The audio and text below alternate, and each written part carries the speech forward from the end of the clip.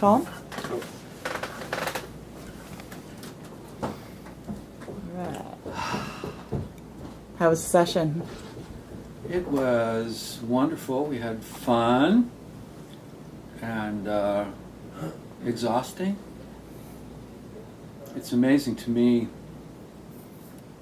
that not only did I play multi-set nights with this material, but that I jumped around like a maniac while I did it. And now just...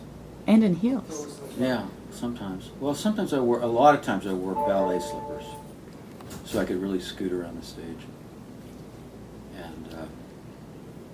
And now I couldn't wear ballet slippers for a walk across the stage because my feet are so beat up. So. From all the leaping and jumping.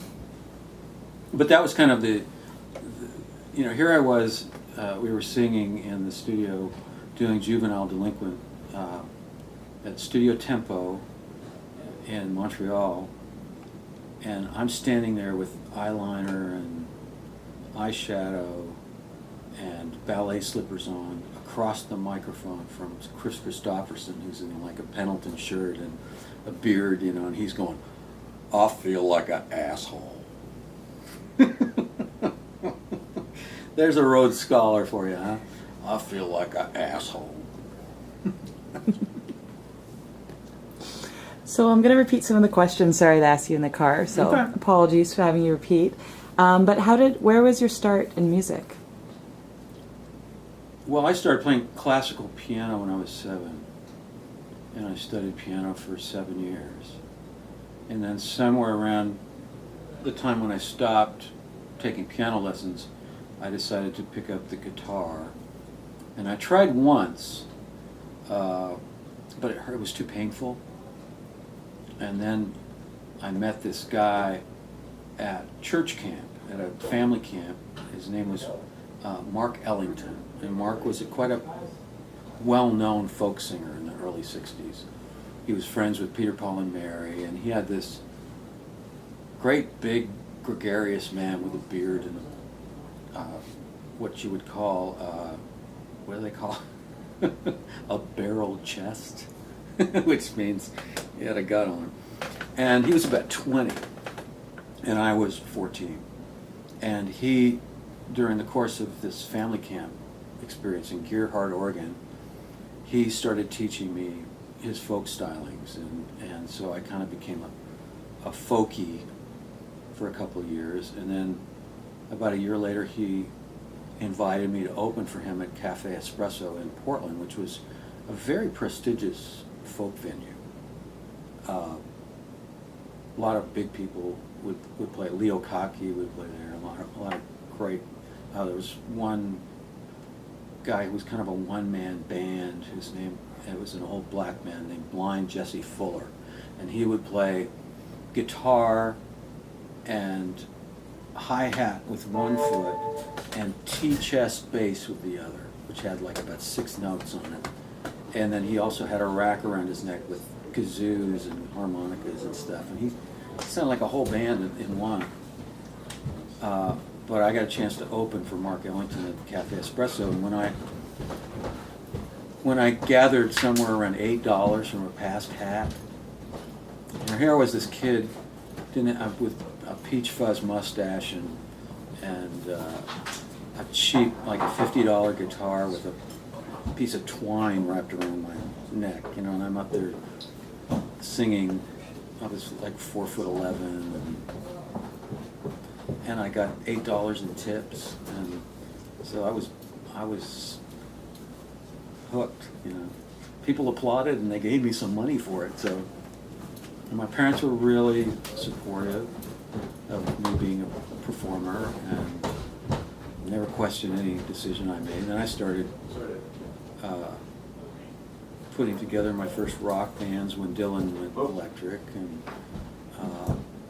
started writing songs when I was 15, out of necessity, actually, because in 1965, if you didn't have a songwriter in your band, you weren't cool, and that was because the Beatles and Dylan you know, had kind of stigmatized bands that didn't have a songwriter in the band. So I was 15, full of myself, thought I was pretty cool, so I couldn't bear not to be cool. So I said, well, nobody else is going to write songs, so I will. So I started kind of copying the Kinks and the Trogs and people like that, and making up these simplistic little songs. And through the course of my sophomore, junior, and senior years in high school, my bands became more and more successful in the Portland area. And I ended up the high point of my local music career was opening for the Family Tree at the Crystal Ballroom in Portland. My band was called the Thundering Herd, and we opened for the Family Tree at this fabulous 40s era actually dance venue that had a proscenium stage and a ball-bearing dance floor. That's where Glenn Miller used to play, and you know, Benny Goodman and all those people during World War II. But it had become a rock venue during the mid-60s, and I saw people like Buffalo Springfield there. I saw what's his name? Allen Ginsberg reading poetry there, and it was an amazing place. It was one of those places where you just wanted to be able to play there, and for me and my band to be able to play there, not only in the venue, but with the Family Tree, which is one of my favorite bands. So that's kind of where Bob and I got to know each other a little bit during that period of time. And then when Bob called me 2 years later and asked me to be the bass player in his band Roxy, Cooch thought he was crazy, because Cooch said, "You mean Randy Bishop, the folk singer?"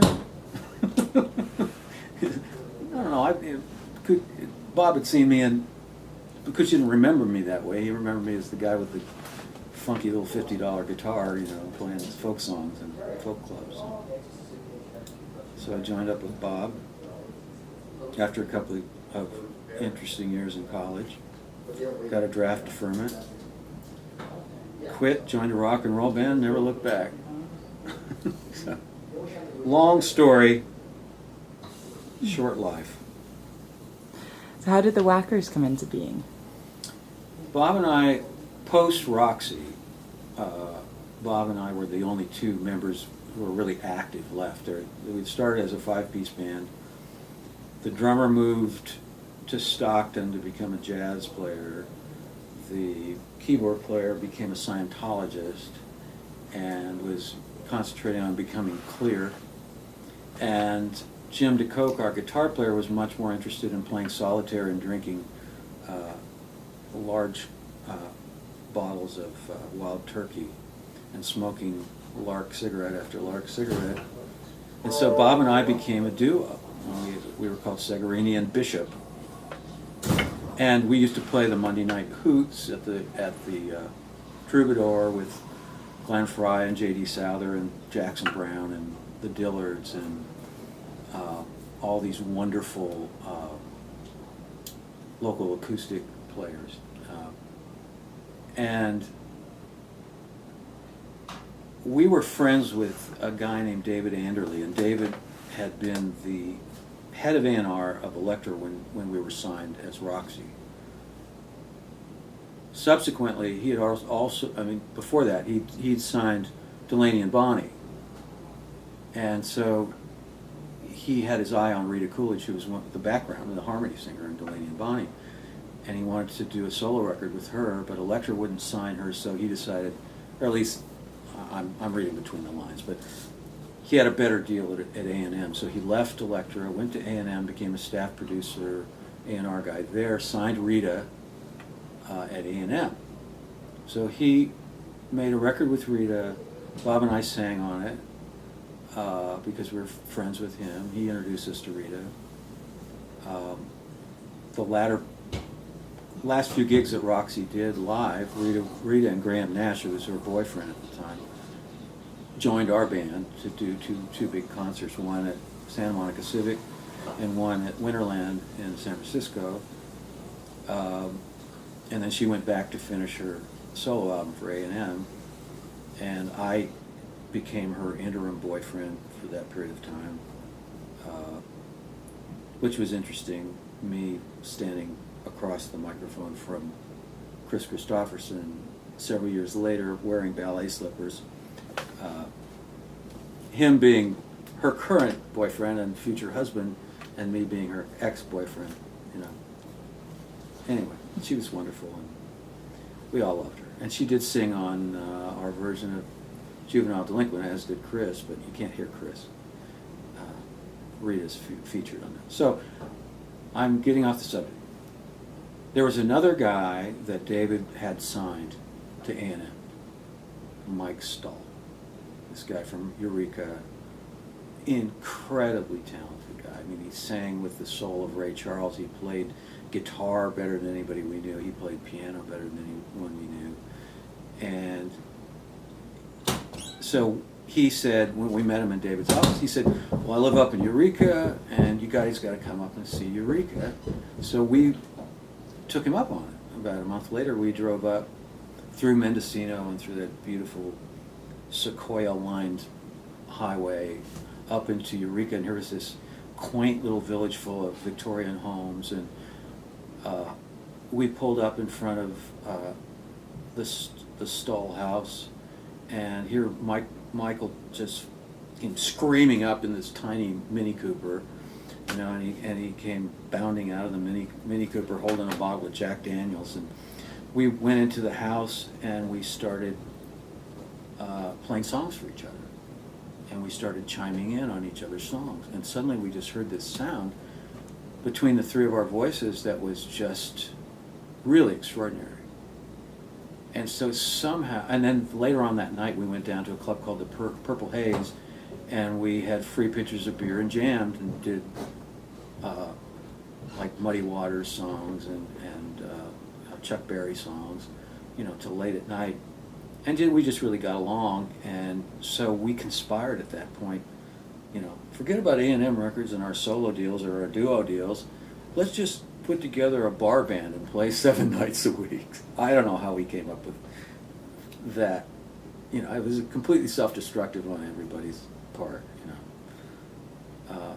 But that's how it all began. And then we started thinking about names, and we wanted to kind of get away from the pretentiousness of a lot of the bands that were around at that point that were very arty, like Yes and King Crimson and Gentle Giant and Genesis and all these people who kind of took themselves too seriously, because we just wanted to play short, tidily written, simple pop songs, you know, pop rock songs. So we ended up calling ourselves the Wackers because we knew nobody would take that seriously. So and then we started playing the Purple Haze 7 nights a week, 7 sets a night sometimes, you know.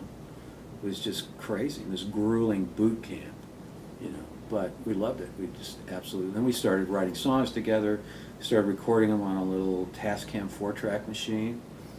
Somewhere along the line, our lawyer manager, John Frankenheimer, sent a few of those songs to Jack Holzman at Elektra. Jack said, well, there's something there. And he always liked us because we'd been on the label prior to that. And so he sent Gary Usher up to audition us, as it were. First thing Gary said to us was, we were sitting at Mick Herndon's house where Bob and I were living, because we'd moved from LA to Eureka, sitting around the dining table, and Gary Usher, who is legendary, the guy wrote In My Room, 409 for the Beach Boys. At one point during the 60s, he had 35 top 40 hits in 1 year, all with fictitious bands that were just the same studio group, but they'd go in and make up a name, the Kickstands or the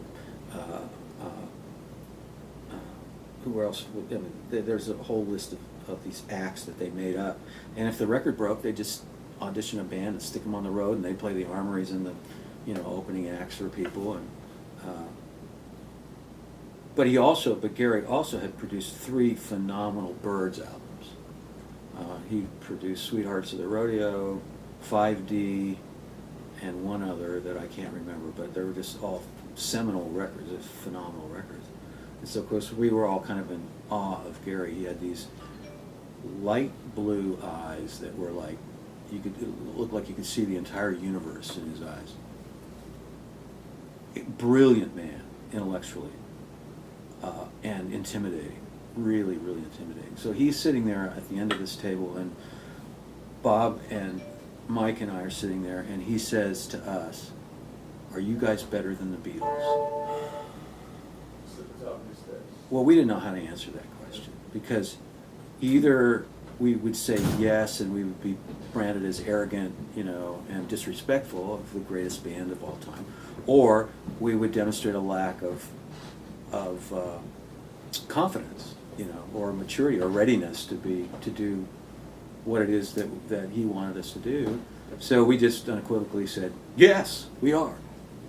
And so he said, "All right, let's do it." So he signed us to Elektra again. So we signed our second Elektra contract as the Wackers, and made our first album for $8,000 at Wally Hyder's in San Francisco in about 4 days. And that's where Ernie and Cooch showed up. They became part of the band at that point. Nice. Tell us a little bit about Wackering Heights. Wackering Heights was a house that was made entirely out of redwood.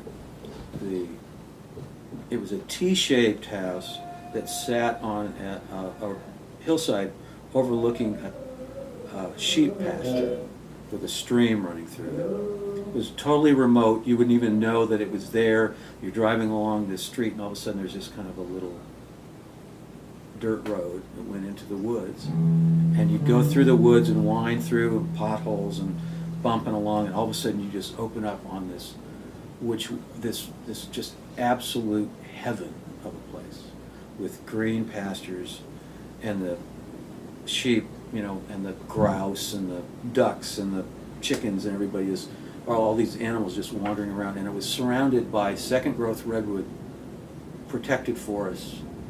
Now the road that we had to drive was a logging road, and so beyond there, the logging companies would be harvesting the redwood trees, and so we'd see them pulling truckloads daily out of this valley and the subsequent forests beyond there. But Wackering Heights itself was like a lodge. It was like a hunting lodge to a certain degree. Very, very long from kitchen to living room. The living room had to be 35 feet long, if not more, 20 feet wide. A huge fireplace and mantel at the end, and all lined in these redwood siding, or redwood, what do you call it, when you put wood on the wall. Huge pieces of redwood, this big, everywhere. And then off the side of the living room and between the living room and the dining room, there were two hallways. One went this way, the other went the other way, and they were full. I think there were 6 bedrooms, something like that, and 3 bathrooms in this place. And the interesting thing for me is that I've gone through these cycles in my life where I'll live in a small town where I really don't have to strive to get attention, and yet I go way overboard in a small town. When I live in a city, usually I'm pretty innocuous, but that's where we started experimenting with makeup and kind of high-heeled, platform shoes, and kind of gender bending a lot. And we had this doctor in Eureka right before we went on our first tour, and we called him Dr. Feelgood, and he provided us with this new drug, which he said was miraculous for sleeping, because people have sleep disorders on the road. They can't get to sleep. So this stuff was called Quaaludes, and it had originally been invented for pain relief for people who had broken bones. But they discovered that it was a fabulous thing for sleep because it allowed your eyes to track when you slept. And at that point they said it's completely non-addictive, completely harmless, yada, yada, yada. So he gave us this 500 roarer bottle of Quaaludes, and we took it on the road. So we discovered that not only was it good for sleep, it was good when you weren't sleeping too. And it had a magical effect that it made everyone take their clothes off. So we started sharing it with other people, and when we got off the road in Wackering Heights, some of the young ladies around town found out that we had this magical potion, and they would come knocking on the door. Well, just in the neighborhood. Yeah, sure you were. You were driving down this logging road, and they come up the door and say, well, you know, what's going on? Well, take one of these. And then we'd have a couple of naked girls dancing in our living room, and then the next morning we'd wake up to the sound of the telephone, and maybe somebody's looking for Bob or Cooch or somebody, and you go, I don't know what room he's in.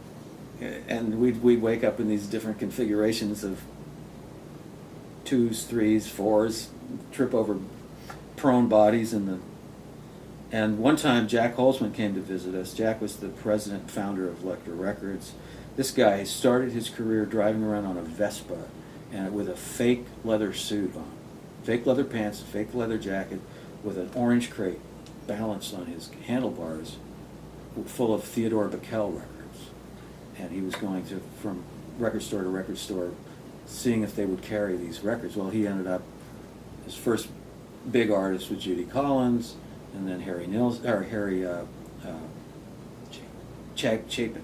Chapin, and then the Doors. And of course, at that point, the label just exploded. And that was only the second West Coast signing of Elektra. It sent Paul Rothschild out to LA to open the West Coast office, and he found a group called Love, and then he found the Doors. And it was a few years after that we were signed, and Delaney and Bonnie was signed, but Elektra obviously has quite a story to tell with Metallica and Queen, and just amazing acts that have been on Elektra through the years. But Jack came up to visit us, and by that time, of course, he was a multi-millionaire. But you would never know it because he never wore anything but bell-bottom jeans, and some dress shirt that hadn't been ironed in weeks, and he's kind of losing his hair. And he did our dishes for us. He was cooking, I don't remember whether it was breakfast or dinner for us one night. And he says, this is right, he says, where's your garlic press? We're going, what is a garlic press? We had no idea what that meant. So after he left and went back to New York, he sent us a present. It was two things. It was a 10-pound Hershey bar and a garlic press. And for about 3 days, that's all we had to eat was the 10-pound Hershey bar. We had no money. The first time we ever heard our songs on the radio, Bob and I were sitting in a car, one of the cars that we had, kind of hiding, while Cheryl and Melanie, our wives, were in the food stamp office getting food stamps for us. Quite an interesting juxtaposition. Yeah, and we're listening. All of a sudden on the radio, "On the Way Up" comes out, or one of the songs from our first album. I can't remember. Maybe, but it was.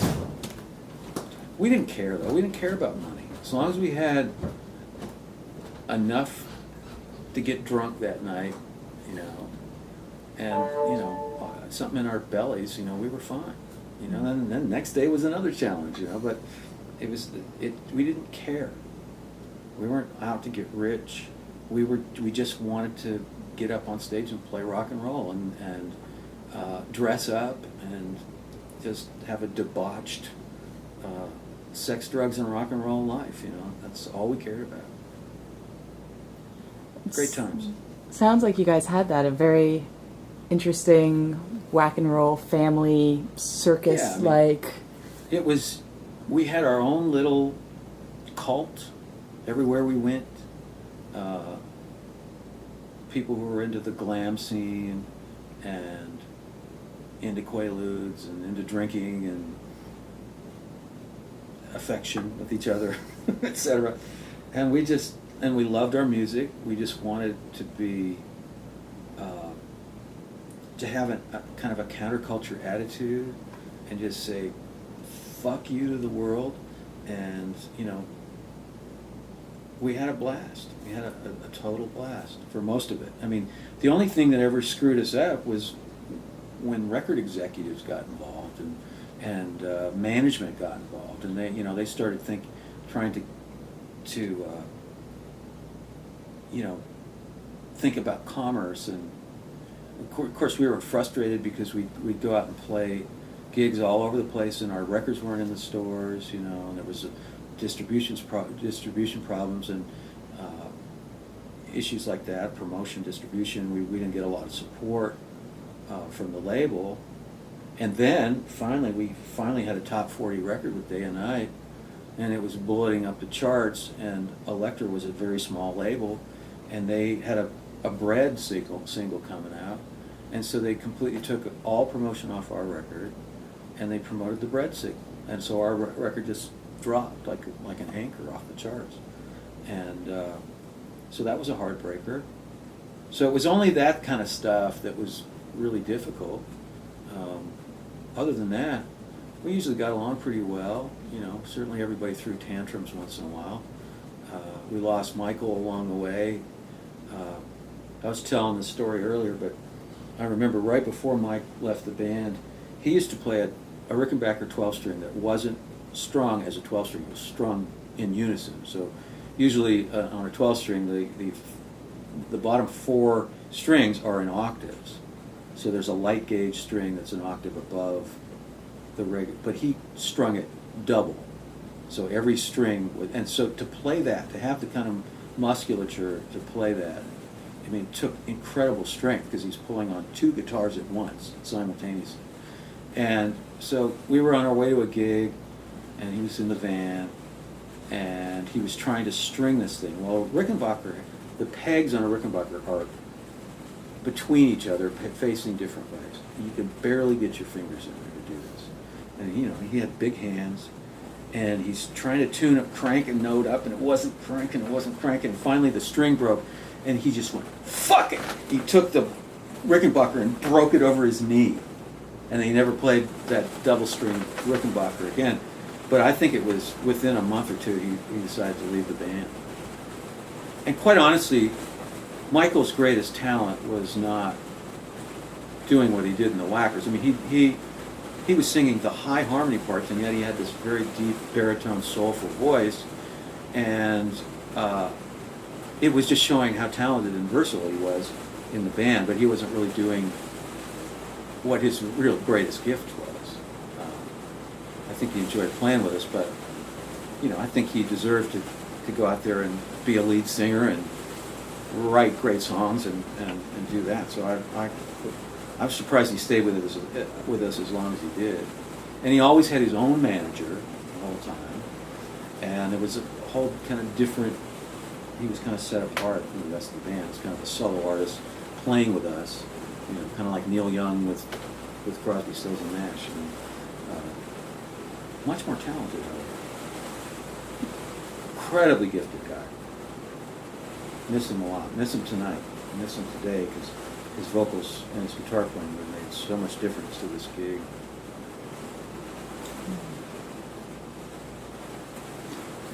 So, I've got a 2-part question. Why do you think the Wackers lasted just kind of the amount of time that they did, and what do you think would have happened had it kept going? Well, I was the one who kind of stopped the Wackers because I was really frustrated. When we got dropped by Elektra, what had happened is Jack Holzman had treated us really beautifully, the guy who founded the label and signed us. And when he knew he was leaving the label, and the label was selling to a corporation, up until then it was a solely owned corporation, and he was selling it to Kinney Corporation, which owned parking lots. And so he knew there would be a regime change at the label, so he wanted to protect us. He flew up to Montreal, and he renegotiated a 7-album commitment to the Wackers. He had a feeling that we were going to break. We just had our first top 40 record. It looked like we were going to be the next big thing on the label. And so he wanted to make sure that his signing was protected. Well, we had this manager named Norman Schwartz out of New York. And Norman was a very caustic guy from Manhattan. And, you know, everybody needs an asshole representing them. You know? I'm not saying anything bad about Norman, but when David Geffen took over the Elektra, he was looking for any excuse to get rid of anybody who was already there because he wanted to bring in his own acts as the roster of the label. So Norman Schwartz made one phone call to David Geffen. We were finishing Wack and Roll,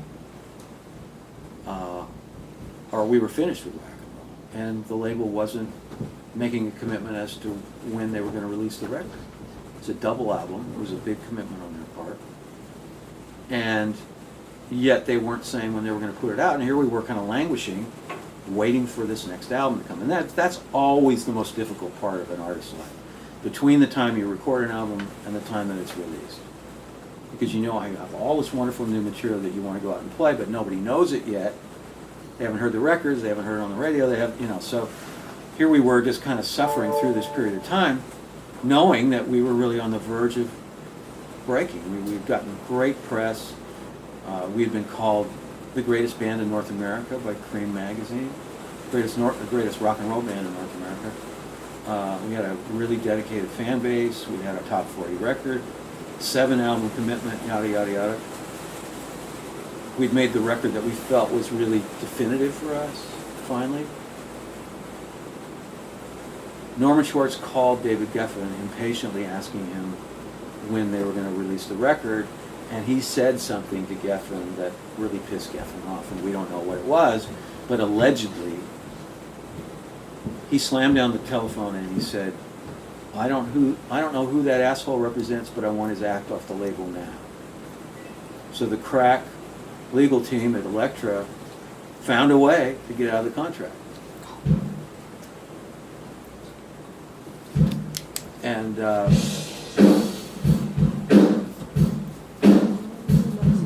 we got dumped. And in the process, we also got a reputation for being malcontents. And so no other label would sign us. We had great relationships with all sorts of people, but nobody would touch us. We were blackballed. And I was not going to stick with a band at that point. They couldn't get a record deal. I had a lot of interest in me as a solo artist. I went and invested my own money, produced a single for myself, got it released, and started doing solo shows, and had a top 5 record, 2 top 5 singles in Canada. And so I just basically abandoned the ship, you know? And they couldn't stick together without me. Ernie moved back to California. Cooch and Bob tried to keep the band together, but then they kind of segued into Dudes after that, with Silver and Dude and the Wackers combined to form Dudes, and so we moved on. And that's had we had the opportunity to release Wack and Roll, I think we would have been a huge band. I really believe that. We might all be dead now. There's a strong possibility of that. So tell me more about what you did after. What? What you did after the Wackers. Oh, I did so many things. I moved to LA. I signed to A&M as a solo artist. Had a couple of singles released. Both of my singles were covered by other artists. Bette Midler covered my first one. Dolly Parton covered my second one, which was Here You Come Again. I didn't write either of the songs.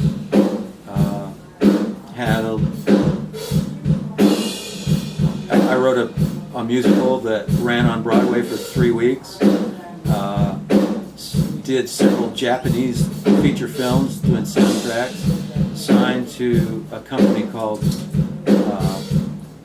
Infinity Records, which ironically only lasted a year. as a duo. Then I started producing a lot of records in all over the place, in England and L.A. and New York. Then I signed with a company called Pasha. Did my last major label release as a solo artist, and then I segued into an A&R career, songwriting and production, and that's pretty much what I've been doing ever since. So writing books, and now I've written 4 books, and I'm about to write my 5th, so I love writing.